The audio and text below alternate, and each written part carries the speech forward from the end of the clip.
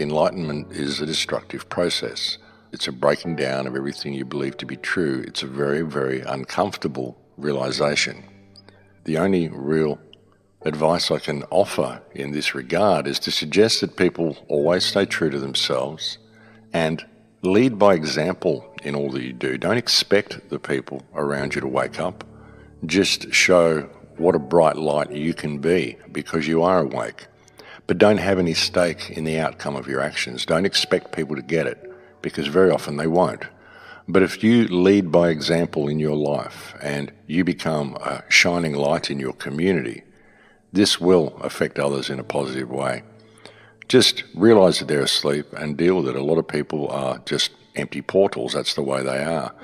The most difficult thing for people is when they discover the depth of the deception that we're facing in the world today, just how all-pervasive this matrix is and just what the matrix is. What really holds this whole system in place? It's simply our belief that the system is real and our belief in words that are written down on paper. The system is essentially held in place by magic. But if you say that to people, they think you're crazy because they don't believe in magic, because they don't know what magic is, and yet magic appears all around them every day. That's what holds the system together. It's held together purely due to people's belief that the system is real. And this belief is held together by people's belief in the legal system, and this is held together in turn by people's belief in the written word. This is how the magic works. This is how the spells work. All of the secret codes and all of the numbers that they put in there, the magic that it creates, all of the symbolism that they put everywhere. There's a certain magic that is created by all of this stuff which they use to control us. They put these secret codes everywhere. They put their Freemason signs everywhere. They put their obelisks everywhere. They do everything according to geometrical patterns. And they do it for not just because of the reason that it sets up an energy grid and they've got this dark circle of magic going on and this is their symbolism that they use, but it also serves as a way of controlling us. One of the main purposes of this secret language is actually to control those who are researching into who the controlling hand is and those who are researching into where things are going. They use the secret language to control those who know about them. Basically, they use it to control their opposition. And the way this is done is really quite clever. In order to understand how you are controlled by these secret markings and these secret codes, you need to understand the difference between left and right brain perception, and you need to understand how the language works, and you need to understand how the law works, what the law actually is. And when you look at law, there are two types of law on Earth. There's natural law and there's man-made law. If we do refer to natural law as being the law of the light, i.e. white law, then we see that man-made law is the law of the dark, i.e. black law. Why do you think they call the legal book Black's Law? And see, what they do, folks, is they teach you to think in language. Once you're taught to spell and you're taught to view words as something that is written down, then the words have a power over you. But it's a spell, it's a glamour. That's why they call it spelling. And most people don't realize that when they are spelling, they are casting spells. You see, Black's Law, the legal book, it's not really a book of law. It's essentially a grimoire. It's a book of spells. They can write down all of these rules on paper and you suddenly believe they apply to you, but only because you can spell. Only because the spells are holding you in place by your belief in this written language, when real language is actually spoken and real law is known. We all know what right and wrong is. We all have an inherent sense of good and bad.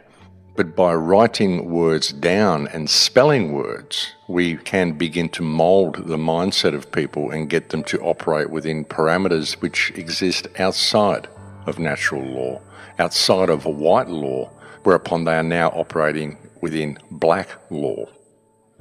A lot of language, a lot of ancient languages, you'll find languages such as Hebrew, Aramaic, Sanskrit, even Chinese. These types of languages are not spelled. You'll find that there is a symbol which will convey an entire word, and the symbol may convey a different word if used in conjunction with different symbols, such as Hebrew. There's like 6 meanings for each letter, but each letter is an actual word. It's not a language that is spelled. Another interesting thing about English is that English is a direct phonetic reversal of Hebrew. So we're basically all speaking backwards when we speak English. We're speaking sounds that are completely unnatural to the natural rhythms and natural sounds, but it is in the spelling and the symbolism that is contained within the language that the mental and psychological control grid is constructed. And the same can be said for numbers and geometry. You notice that there's often secret numbers around the place. The number 33 seems to be a commonly recurring theme.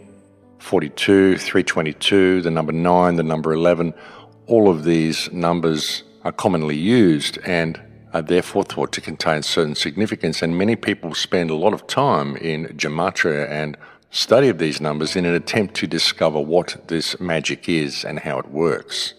And the same can be said for the geometry. The Freemasons place symbols all over the place. They place designs and sigils in the very architecture and structure of the road system. They place plaques all over the place. They put their symbolism everywhere they possibly can. These things are put there for people who have some type of knowledge of the occult and have began looking into this control grid and have began to research into all of this esoteric information. But they're put there to control and misdirect the researchers. You see, they put the numbers there and they put the symbolism there so that you will notice it and you will look for it.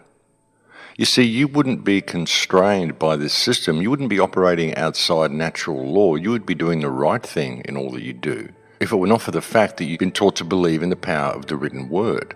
And so now this written word will cause you to operate outside your moral compass, to operate within black law rather than in natural law. And when you notice this and you begin to see that there's something terribly wrong, you start wanting to know who the controlling hand is, and so you start looking into it and you find there's symbolism everywhere and it gets you excited. You're onto something, you've discovered a secret, and so you continue to look for the symbolism.